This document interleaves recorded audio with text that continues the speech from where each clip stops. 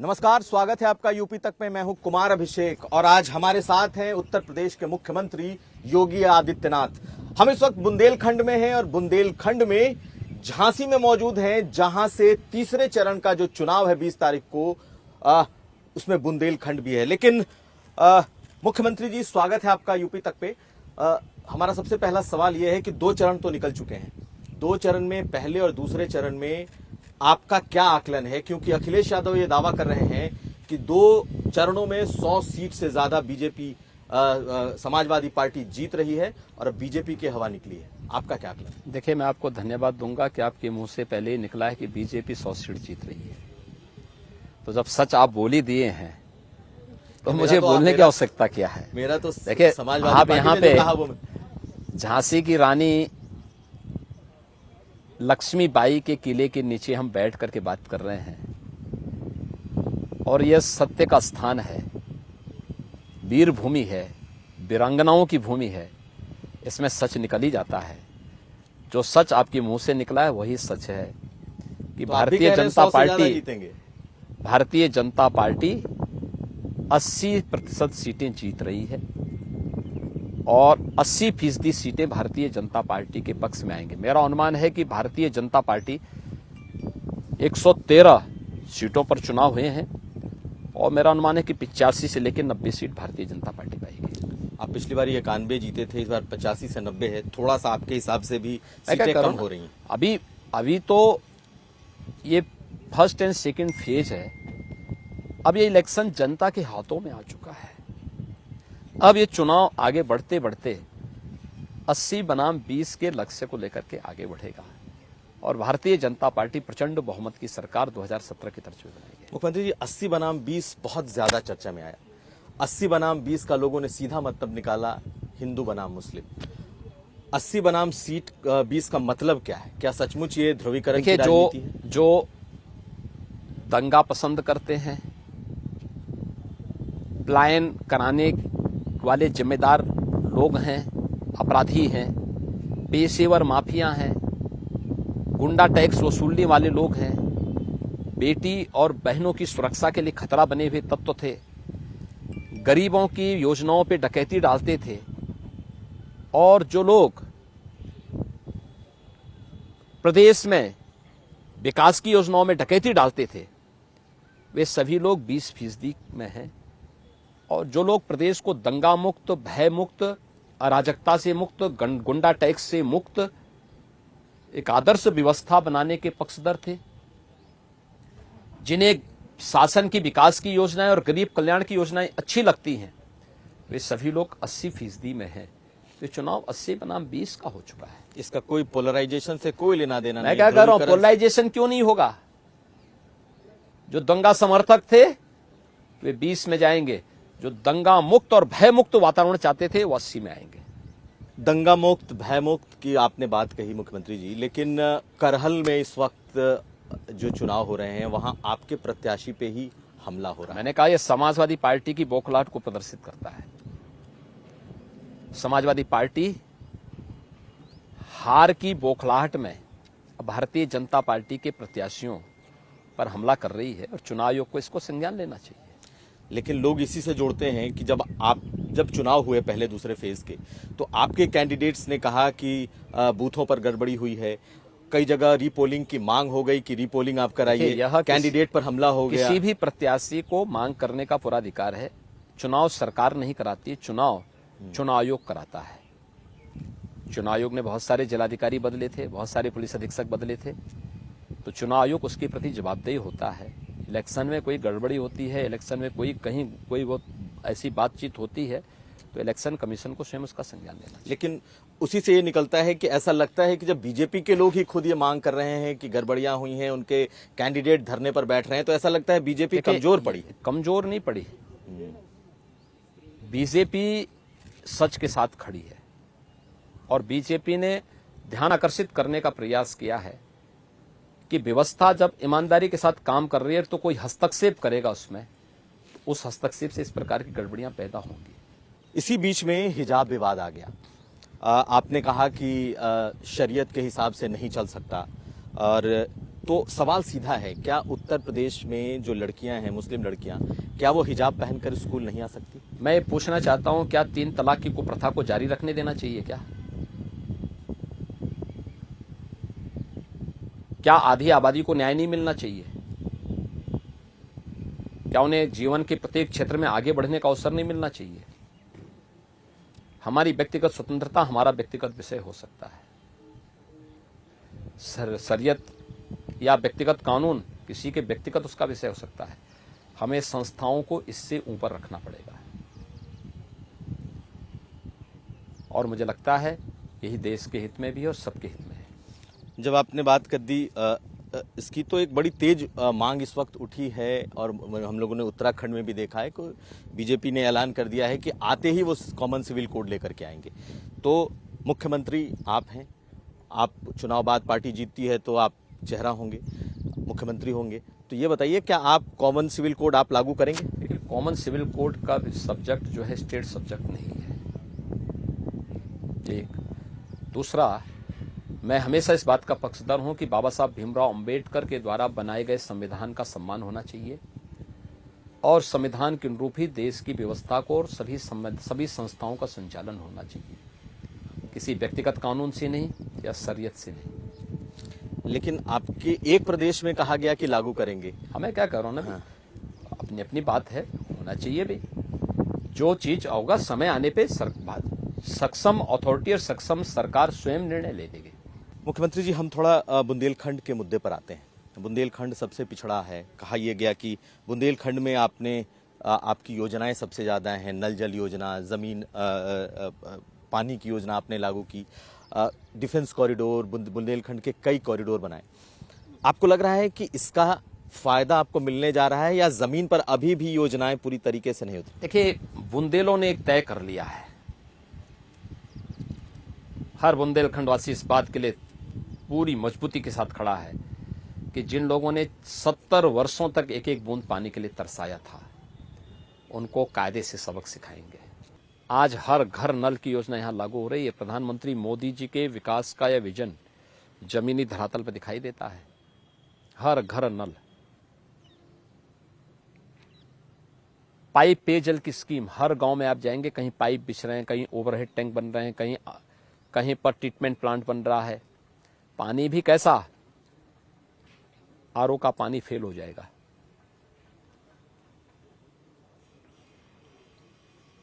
हर एक गांव तक, हर एक घर तक पानी की स्कीम पहुंच रही है। दूसरा, 5 सालों में 1 दर्जन से अधिक सिंचाई की बड़े प्रोजेक्ट यहां पूरे हुए हैं। हर खेत को पानी पहुंचाया जा रहा है। बुंदेलखंड एक्सप्रेसवे का सपना साकार हो रहा है। डिफेंस कॉरिडोर यहां बन रहा है। कोई सोचता था ललितपुर में मेडिकल कॉलेज बनेगा और चित्रकूट में मेडिकल कॉलेज बनेगा, आज वो सपना साकार हो रहा है। 2017 के पहले तो यहां खनन माफिया, भू माफिया, पेशेवर तमंचावादी माफिया हावी थे। 17 के बाद इन सब की कमर तोड़ दी गई है। आज तो यहां का हर व्यक्ति खुशहाल जिंदगी जीवन जीने के लिए आगे बढ़ रहा है। झांसी में स्ट्रॉबेरी की खेती हो रही है, ड्रैगन फ्रूट की खेती हो रही है। कोई सोचता था बुंदेलखंड में इन सब चीजों के लिए, आज वो सपना साकार हो रहा है। लेकिन आपने कहा कि सारे पेशेवर माफियाओं की कमर तोड़ दी गई है। एक बात और आप अपने भाषणों में कह रहे हैं कि आपका बुलडोजर इस समय मेंटेनेंस में है, इसका क्या मतलब? देखिए, मेंटेनेंस में चुनाव चल रहे हैं तो स्वाभाविक रूप से हम लोग चुनाव में व्यस्त हैं। इलेक्शन कमीशन, प्रशासन इलेक्शन कमीशन के अनुसार चलता है, तो इसलिए मेंटेनेंस में चल रहा है। हम लोग चुनाव प्रचार में लगे हैं, जनता को बता रहे हैं देखो बुलडोजर अभी रुका नहीं है, 10 मार्च के बाद फिर इसका काम चालू होगा, चिंता मत करिए, आप अपना काम करिए, हम अपना काम कर रहे हैं। यानी कि फिर बुलडोजर उसी रफ्तार से आपका चलेगा? देखिए, विकास और गरीब कल्याण की पहली शर्त है सुरक्षा। हर एक व्यक्ति को सुरक्षा मिलनी चाहिए, और सुरक्षा की उस गारंटी का प्रतीक है भयमुक्त, दंगा मुक्त व्यवस्था की गारंटी है बुलडोजर, तो वो चलेगा। मुख्यमंत्री जी, कुछ सवालों पर आते हैं सीधे। अखिलेश यादव ने जो अपना घोषणा पत्र जारी किया है, उसमें उनके 2 बड़े वादे हैं। यूथ अनरेस्ट की बात की गई है और 11 लाख भर्तियां, वो कह रहे हैं कि हम आते ही 11 लाख जो रिक्त भर्तियां हैं हम उस पर भर्ती करेंगे। और दूसरा, वो पुरानी पेंशन बहाली की बात कर रहे हैं। आपका ये है कि उनके पिताजी के वक्त नहीं किया गया, लेकिन सरकार क्या पुरानी पेंशन पर कोई स्टैंड लेगी? अब मुझे एक बात बताइए, समाजवादी पार्टी 2003 से लेकर के 2007 तक, 2012 से 2017 तक 9 वर्षों तक प्रदेश में इस नई सदी में शासन में रही है। उससे पहले भी 93 और 89 में समाजवादी पार्टी की सरकार प्रदेश में बनी थी। इन 14 वर्षों में 2003 से लेकर 2017 के बीच, इन 14 वर्षों में जितनी नियुक्ति प्रदेश के युवाओं की नहीं हुई, और जो नियुक्ति हुई भी थी, हर एक में घोटाला हुआ था, हर एक में घोटाला हुआ था। 2015-16 में यूपी पीएससी की जो भर्ती हुई थी, 86 में से 66 एक ही जाति के भर दिए गए थे, और जो भरे गए थे उनसे भी सबसे पैसा लिया गया था। मामला सीबीआई के पास है, सीबीआई को संज्ञान लेना चाहिए इसका। पुलिस की भर्ती विवादित हो गई थी, शिक्षकों की भर्ती विवादित हो गई थी, हर एक भर्ती विवादित हो गई थी।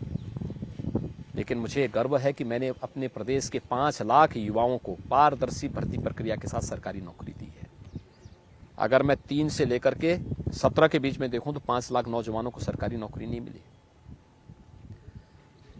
और भर्ती एक दिन में नहीं होती है, उसकी एक प्रक्रिया होती है। भर्ती नहीं करना, उसके एक प्रॉपर ट्रेनिंग भी कराना होता है, उनका प्लेसमेंट भी कराना होता है। हमने उसको ट्रांसपेरेंसी के साथ जोड़ा, टेक्नोलॉजी के साथ जोड़ा। कानून का राज जो प्रदेश में हुआ है, 1,61,00,000 नौजवानों को नौकरी या रोजगार मिला है। और एमएसएमई सेक्टर में 1 डिस्ट्रिक्ट 1 प्रोडक्ट और विश्वकर्मा श्रम सम्मान जैसी योजनाओं के कारण आज प्रदेश में 60 लाख स्वतः रोजगार के अवसर आए हैं। हमने 5 साल का अपना जो फिर से संकल्प रखा है, हर घर से एक व्यक्ति को नौकरी, रोजगार और स्वतः रोजगार के साथ जोड़ने का रखा है। डबल इंजन की सरकार इसको करोड़ों तक लेके जाएगी। भाजपा ने किया है, करके दिखाएगी।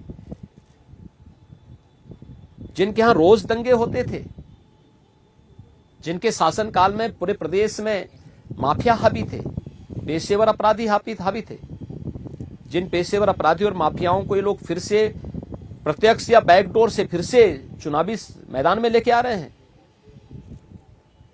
जब व्यवस्था पे ये लोग हावी हो जाएंगे तो नौजवान के कल्याण का मार्ग ये लोग प्रशस्त कर पाएंगे, प्रदेश में विकास की योजनाओं के लोग आगे बढ़ाएंगे। एक बात। दूसरा, जहां तक न्यू पेंशन स्कीम की बात है, देखिए इससे बड़ा सफेद झूठ दूसरा हो ही नहीं सकता। देखिए एक बात तो सच ये है कि अखिलेश जी को स्वयं मालूम ही नहीं कि उनका इलेक्शन मैनिफेस्टो क्या है। वो पढ़ करके बोल रहे थे उस दिन, पढ़ करके बोल रहे थे ना, क्योंकि उनको स्वयं ही नहीं मालूम कि उनका मैनिफेस्टो क्या है। आज भी मैं कह सकता हूं, पूछिए ना उनसे। ये तो कह रहे हैं कि हम दे देंगे पुरानी पेंशन हम देंगे। मैं क्या कह रहा हूं, उनसे पूछा जाना चाहिए कि 2004 में new pension scheme Mulayam Singh ji ने लागू की थी कि नहीं की थी? हाँ, की थी। 2004 से 2007 तक 3 वर्ष फिर वो चीफ मिनिस्टर थे, तब इन्होंने क्यों नहीं पूछा? तब क्यों नहीं इन्होंने इसके बारे में बोला? 2012 से 2017 तक तो अखिलेश जी स्वयं चीफ मिनिस्टर थे ना? क्या आपने या किसी ने, किसी कर्मचारी नेता ने कभी अखिलेश जी से पूछा कि भाई आप पुरानी पेंशन को बहाल करिए? तभी मुद्दा क्यों नहीं बना? एक अन्याय इन्होंने जरूर किया था। वो अन्याय इन्होंने किया था कि न्यू पेंशन स्कीम के साथ 2004 के बाद जो भी कर्मचारी भरे गए, उन सभी कर्मचारियों के लिए एक अकाउंट खुलता है और 10% एम्प्लॉइज कंट्रीब्यूशन और 10% स्टेट कंट्रीब्यूशन उसमें जाता है, जिससे 20 साल की सेवा के बाद किसी भी कर्मी का पेंशन इतना होता जिससे उसको पुरानी पेंशन स्कीम की तर्ज पर लाभ मिल सके। सपा ने भी, बसपा ने भी और सपा ने भी, सपा के समय लागू हुआ था, फिर बहुजन समाजवादी 5 साल थी, फिर सपा 5 साल थी। इन लोगों ने एक भी कर्मचारी का अकाउंट नहीं खोला था, और जब अकाउंट नहीं खोले तो कंट्रीब्यूशन भी जमा नहीं हुआ। 2017 में जब मैं आया तो मेरे सामने कर्मचारी संगठनों ने बात रखी, तो मैंने कहा भी न्यू पेंशन स्कीम तो 2004 में लागू हुई है, तो 17 में बोलने का औचित्य क्या? उन्होंने कहा साहब कोई सुनता ही नहीं था, मुख्यमंत्री कभी आते ही नहीं थे कार्यालय, मिलते ही नहीं थे। अब मुख्यमंत्री कार्यालय न जाए, तो मैंने कहा मुख्यमंत्री करते क्या है? कहा साहब 12 बजे तो सो के उठते हैं, 12 बजे सो के उठेंगे, 2 बजे तैयार होने में उनको समय लगता है, फिर उसके बाद उनको चलते आते आते शाम 5 बजे तक उनकी मित्र मंडली आ जाती है। मित्र मंडली के आने के बाद फिर उनकी अपनी मौज मस्ती के वो हो जाता है, उनकी अपना समय हो जाता है। तो कभी कर्मचारी नेताओं से नहीं मिले, और जिससे उनके सामने बात कभी नहीं रखी जाए, किसके सामने हम रखते? तो उसके लिए मैंने फिर चीफ सेक्रेटरी की अध्यक्षता में कमेटी गठित की। एक समय सीमा के अंदर मैंने उनसे सिफारिश मांगी, हमारे पास सिफारिश आई। फिर मैंने कहा भी अकाउंट नहीं खोले हैं, कितना पैसा? कहा कि साहब 2004 से लेकर के 2017 के बीच का पूरा पैसा जमा करना पड़ेगा। 10,000 करोड़ रुपए मैंने बजट से दिए थे उस समय। हर कर्मचारी का अकाउंट खोला गया, 21 तक का पूरा पैसा कर्मचारी कंट्रीब्यूशन का जमा हो चुका है, और शेयर भी 10% से बढ़ा के हमने 14% किया है। यूपी पहला स्टेट था जिसने कोरोना कालखंड में कर्मचारियों के वेतन में कोई कटौती नहीं की। समय पे वेतन दिया, समय पे डीए टीए दिया, और समय पे सारी सुविधाएं दी। 16 लाख कर्मचारी हमारे पास हैं। समाजवादी पार्टी का सच से कोई वास्ता नहीं है, और सच से वास्ता तब होता जब जमीन पर उनके नेता होते। बड़े बाप के बेटे हैं, आराम से सो के उठते हैं। लेकिन अब तो बदले से अखिलेश हैं, बदलाव की बात करते हैं, कह रहे हैं नई हवा है, नई सपा है, और जो हम कहे हैं वो करके देंगे। वही हवा है, वही सपा है, वही गुंडागिर्दी, वही अराजकता, वही मारपीट, वही धमकी, वही माफिया, वही गुंडे, सब वही है, कुछ भी तो नहीं बदला है। जब कुछ जमीनी हकीकत की जानकारी हो तो कुछ सच बोले, उनको वास्तविकता से कोई मतलब नहीं है, और इसीलिए उनके चेहरे की हवा भी उड़ी हुई है। मुख्यमंत्री जी, आखिरी 2 सवाल हैं। उनके चेहरे की हवा उड़ने की आप बात कह रहे हैं, लेकिन जब चुनाव आए तो उनके चाचा जी उनके साथ आ गए। हम लोगों ने कई ऐसे वक्तव्य भी सुने जिसमें उनका दर्द भी झलका है कि उन्होंने सीटें ज़्यादा मांगी थी, मिला है सिर्फ एक। आज मुलायम सिंह भी करहल में प्रचार कर रहे हैं, इसको कैसे देखिए? मुलायम सिंह जी जाएं, उनको जाने का अधिकार है। मुलायम सिंह जी का वो क्षेत्र रहा है, उनका कार्य क्षेत्र है, वो सांसद भी हैं वहाँ के, जाना भी चाहिए उनको, वे वरिष्ठ नेता हैं। लेकिन बेचारा शिवपाल तो न घर का है न घाट का है, क्या दुर्गति उसकी कर दी है। मुलायम सिंह जी का कभी लेफ्टिनेंट हुआ करता था, प्रदेश का नेता हुआ करता था, जिस जिले में जाता था हजारों की भीड़ लगती थी उनको देखने के लिए, उनकी बातों को सुनने के लिए, उनके वक्तव्यों को सुनने के लिए। आज उस बेचारे की दुर्गति कर दी है। जसवंत नगर में सीमित रह गया, और जसवंत नगर से भी वो हराने की पूरी युक्ति कर दी गई है। तो ये तो दुर्गति उन्होंने उसकी कर दी बेचारे की। मुख्यमंत्री जी, आखिरी सवाल। कहा यह गया कि मायावती इस बार चुनाव मैदान में है, बसपा तो कह रही है कि बहुत मजबूती से लड़ रही है, लेकिन ये भी एक चर्चा है बहुत तेज कि चुनाव बाद अगर आपको जरूरत पड़ी तो आप मायावती का समर्थन ले सकते हैं। जिस तरीके के कैंडिडेट्स उन्होंने किए, ऐसी भी चर्चा है कि उन्होंने सपा को हराने के लिए ज्यादा कैंडिडेट दिए, तो कहीं कोई इंटरनल। हम अगर मगर की बात ही नहीं करते हैं, हम केवल एक ही बात जानते हैं कि भारतीय जनता पार्टी 80% सीटों को लेकर के प्रचंड बहुमत की सरकार बना रही है। एक दूसरा, बुआ और बबुआ को ज्यादा मालूम होगा कि दोनों की स्थिति क्या है। 2019 में भी बहुजन समाजवादी पार्टी को लोगों ने अंडर एस्टिमेट करने का प्रयास किया था, तब भी सपा को नंबर 2 की पार्टी बताया जा रहा था। कुछ लोग नंबर 1 का भी बता देते थे, लेकिन अंत में क्या हुआ, चुनाव परिणाम आए तो समाजवादी पार्टी तीसरे नंबर पर थी और बहुजन समाजवादी दूसरे नंबर पर थी। भारतीय जनता पार्टी 80% सीटों के साथ नंबर 1 पर थी और फिर से वही आने वाला है। कितनी सीटें आ रही हैं मुख्यमंत्री जी? फिर एक बार 300 पार। बहुत धन्यवाद यूपी तक से बात करने के लिए। तो हमारे साथ थे मुख्यमंत्री उत्तर प्रदेश योगी आदित्यनाथ। चुनाव यात्रा में हम आगे भी इनके साथ रूबरू होते रहेंगे। बहुत धन्यवाद। धन्यवाद जी।